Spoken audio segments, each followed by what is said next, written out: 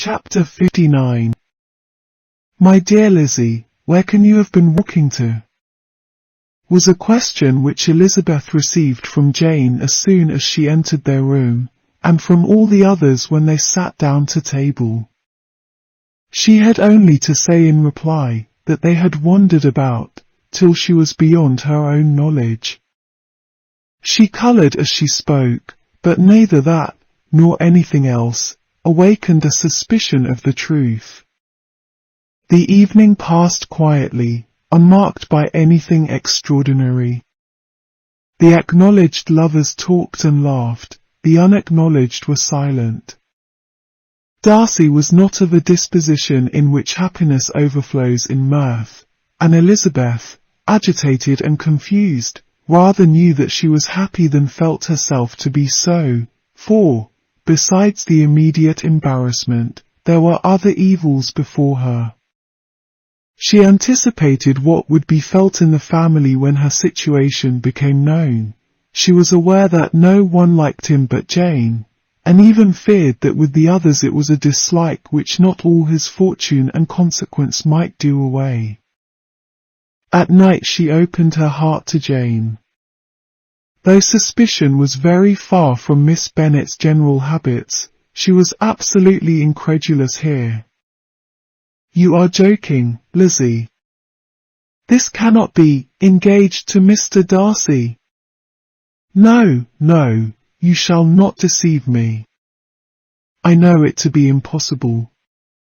This is a wretched beginning indeed. My sole dependence was on you, and I am sure nobody else will believe me, if you do not. Yet, indeed, I am in earnest. I speak nothing but the truth. He still loves me, and we are engaged. Jane looked at her doubtingly. Oh, Lizzie! It cannot be. I know how much you dislike him. You know nothing of the matter. That is all to be forgot. Perhaps I did not always love him so well as I do now. But in such cases as these, a good memory is unpardonable. This is the last time I shall ever remember it myself. Miss Bennet still looked all amazement. Elizabeth again, and more seriously assured her of its truth. Good heaven! Can it be really so? Yet now I must believe you, cried Jane. My dear, dear Lizzie, I do congratulate you, but are you certain? Forgive the question, are you quite certain that you can be happy with him? There can be no doubt of that. It is settled between us already, that we are to be the happiest couple in the world. But are you pleased, Jane? Shall you like to have such a brother? Very, very much. Nothing could give either Bingley or myself more delight. But we considered it, we talked of it as impossible. And do you really love him quite well enough? Oh, Lizzie! Do anything rather than marry without affection. Are you quite sure that you feel what you ought to do? Oh, yes. You will only think I feel more than I ought to do, when I tell you all. What do you mean? Why, I must confess that I love him better than I do Bingley. I am afraid you will be angry. My dearest sister, now be serious. I want to talk very seriously. Let me know everything that I am to know, without delay. Will you tell me how long you have loved him? It has been coming on so gradually, that I hardly know when it began. But I believe I must date it from my first seeing his beautiful grounds at Pemberley. Another entreaty that she would be serious, however, produced the desired effect, and she soon satisfied Jane by her solemn assurances of attachment. When convinced on that article, Miss Bennet had nothing further to wish.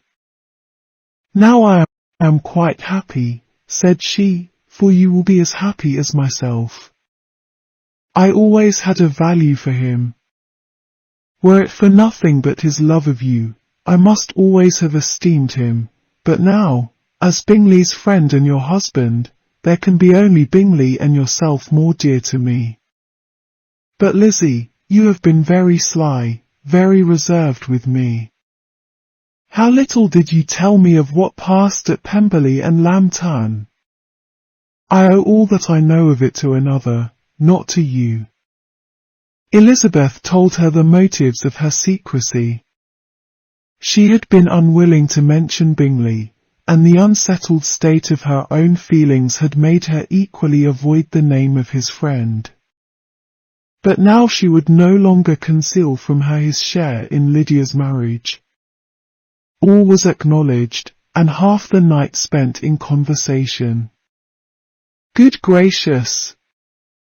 cried Mrs. Bennet, as she stood at a window the next morning, "if that disagreeable Mr. Darcy is not coming here again with our dear Bingley! What can he mean by being so tiresome as to be always coming here? I had no notion but he would go a-shooting, or something or other, and not disturb us with his company. What shall we do with him? Lizzie, you must walk out with him again, that he may not be in Bingley's way." Elizabeth could hardly help laughing at so convenient a proposal, yet was really vexed that her mother should be always giving him such an epithet. As soon as they entered, Bingley looked at her so expressively, and shook hands with such warmth, as left no doubt of his good information, and he soon afterwards said aloud, "Mrs. Bennet, have you no more lanes hereabouts in which Lizzie may lose her way again today? I advise Mr. Darcy, and Lizzie, and Kitty," said Mrs. Bennet, "to walk to Oakham Mount this morning. It is a nice long walk, and Mr. Darcy has never seen the view." "It may do very well for the others," replied Mr. Bingley, "but I am sure it will be too much for Kitty." "Won't it, Kitty?" Kitty owned that she had rather stay at home. Darcy professed a great curiosity to see the view from the mount, and Elizabeth silently consented. As she went upstairs to get ready, Mrs. Bennet followed her, saying, "I am quite sorry, Lizzie, that you should be forced to have that disagreeable man all to yourself.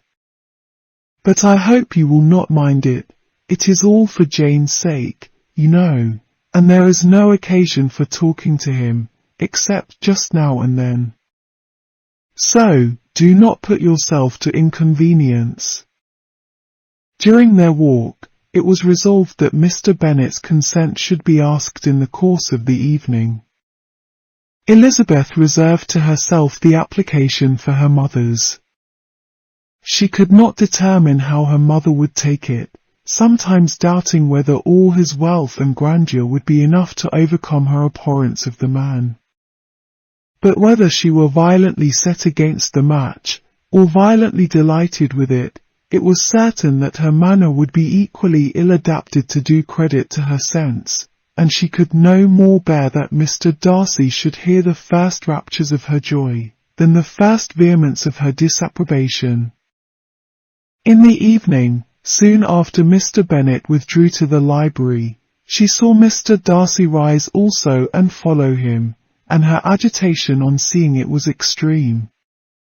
She did not fear her father's opposition, but he was going to be made unhappy, and that it should be through her means, that she, his favourite child, should be distressing him by her choice, should be filling him with fears and regrets in disposing of her, was a wretched reflection, and she sat in misery till Mr. Darcy appeared again, when, looking at him, she was a little relieved by his smile.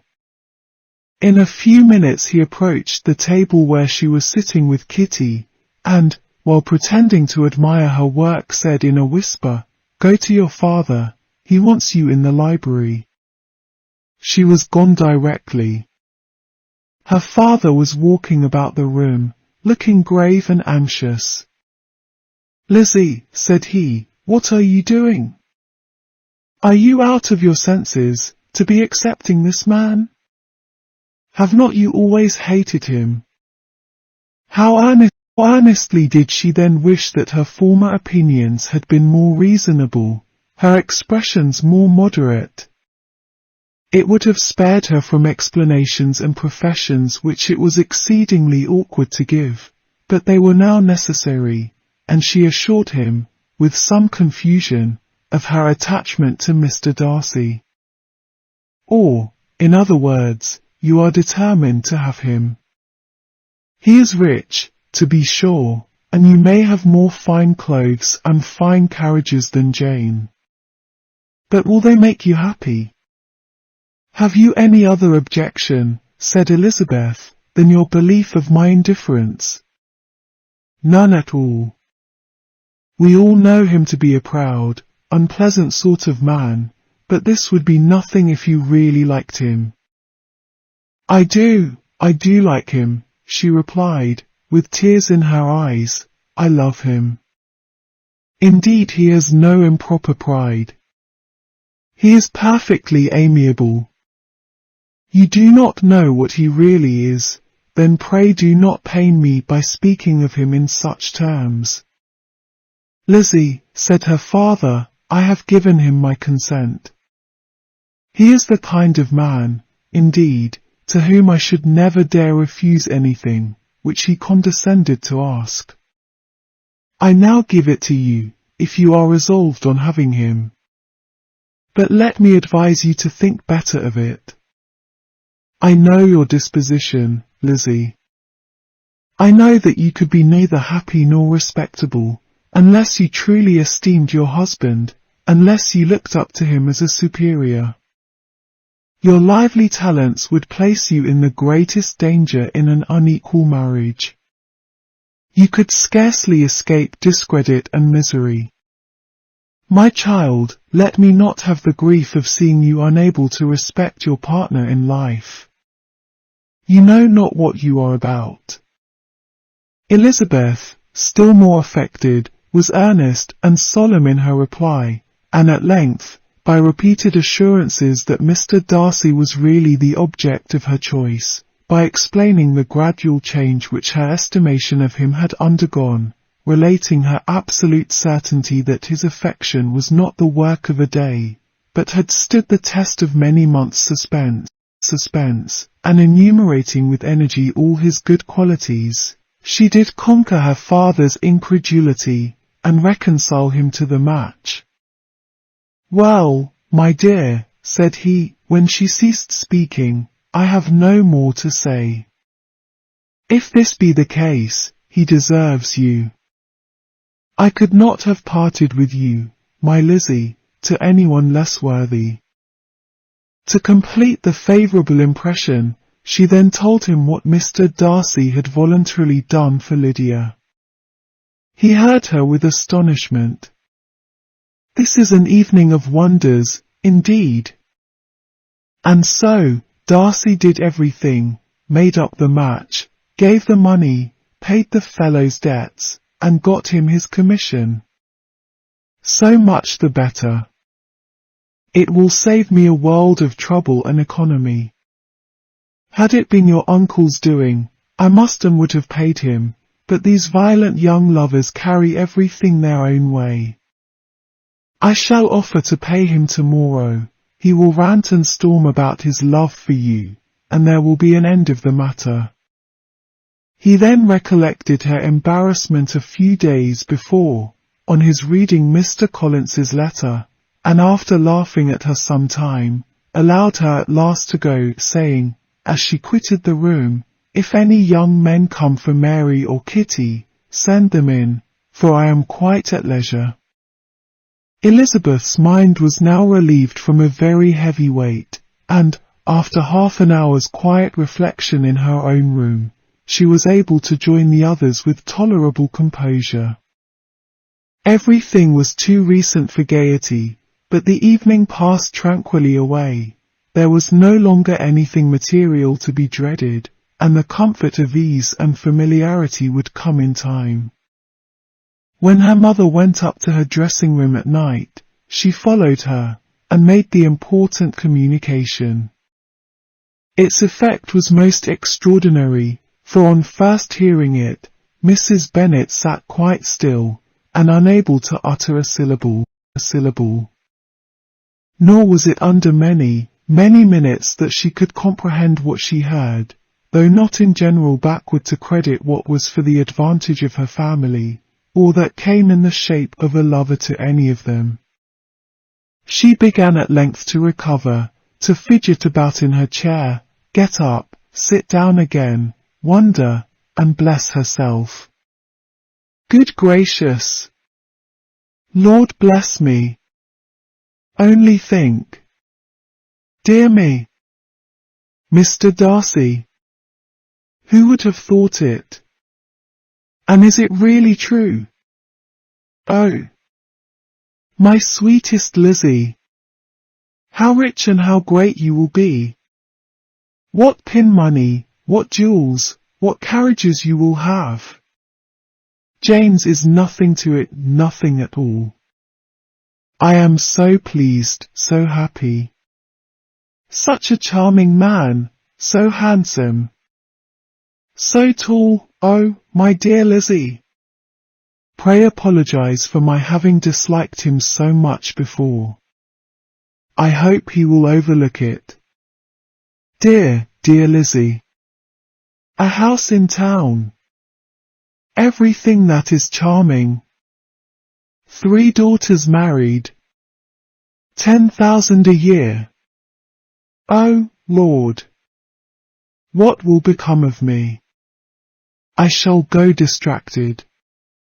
This was enough to prove that her approbation need not be doubted, and Elizabeth, rejoicing that such an effusion was heard only by herself, soon went away. But before she had been 3 minutes in her own room, her mother followed her. My dearest child, she cried, I can think of nothing else. 10,000 a year, and very likely more. 'Tis as good as a lord. And a special licence. You must and shall be married by a special licence. But my dearest love, tell me what dish Mr. Darcy is particularly fond of, that I may have it tomorrow. This was a sad omen of what her mother's behaviour to the gentleman himself might be, and Elizabeth found that, though in the certain possession of his warmest affection, and secure of her relations' consent, there was still something to be wished for. But the morrow passed off much better than she expected, for Mrs. Bennet luckily stood in such awe of her intended son-in-law that she ventured not to speak to him, unless it was in her power to offer him any attention, or mark her deference for his opinion. Elizabeth had the satisfaction of seeing her father taking pains to get acquainted with him, and Mr. Bennet soon assured her that he was rising every hour in his esteem. I admire all my 3 sons-in-law highly, said he. Wickham, perhaps, is my favourite, but I think I shall like your husband quite as well as Jane's.